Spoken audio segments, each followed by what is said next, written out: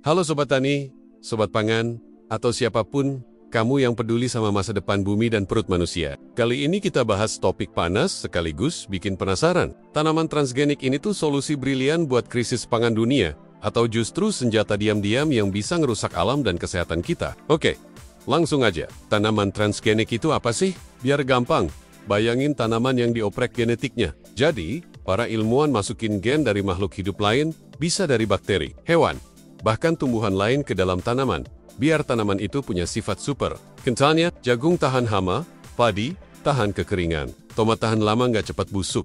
Keren kan? Hemat pestisida, hasil panen naik, petani bisa cuan lebih banyak, dan makanan lebih murah. Katanya, ini jawaban buat krisis pangan di masa depan. Tapi, ya itu tadi, nggak semua orang setuju. Kok bisa dibilang senjata perusak alam? Nah, ini dia bagian kontroversialnya. Tanaman transgenik alias GMO sering dicurigai punya efek jangka panjang yang belum sepenuhnya kita pahami. Pertama, soal lingkungan. Kalau tanaman tahan hama ditanam terus-menerus, hama bisa berevolusi jadi lebih kebal. Akhirnya, kita butuh pestisida yang lebih kuat, malah balik ke titik awal. Kedua, soal keamanan pangan. Beberapa orang takut GMO bisa menyebabkan alergi, kanker, atau gangguan kesehatan lain. Walau belum ada bukti kuat, banyak yang tetap was-was karena ya namanya juga main-main sama genetik. Ketiga, ini penting, monopoli benih. Banyak benih transgenik itu dipatenkan oleh perusahaan besar. Petani jadi tergantung sama mereka. Bayangin kalau semua benih dunia dikuasai 1-2 perusahaan. Serem gak tuh?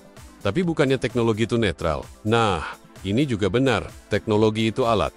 Mau jadi solusi atau ancaman tergantung siapa yang pegang dan gimana kita gunainnya. Contohnya, kalau tanaman transgenik dipakai buat bantu petani kecil hadapi iklim ekstrim, krisis air, dan tanah tandus, yaitu solusi. Tapi kalau dipakai buat kejar untung tanpa peduli lingkungan dan petani lokal, yaitu bencana.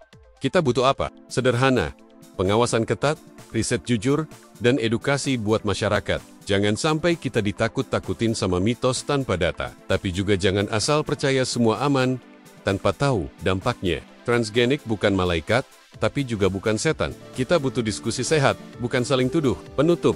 Jadi, kamu pilih mana? Tanaman transgenik menurut kamu lebih banyak manfaat atau bahayanya? Atau kamu masih bingung dan pengen riset sendiri? Apapun itu, penting buat kita melek teknologi, kritis, dan tetap peduli sama petani dan bumi kita. Jangan sampai krisis pangan diselesaikan dengan solusi yang menciptakan krisis baru. Jangan lupa like, komen, dan share video ini kalau menurut kamu penting buat dibahas. Dan, subscribe juga dong, biar nggak ketinggalan konten seputar pertanian, teknologi, dan fakta-fakta unik lainnya. Sampai jumpa di video selanjutnya, Sobat Pangan.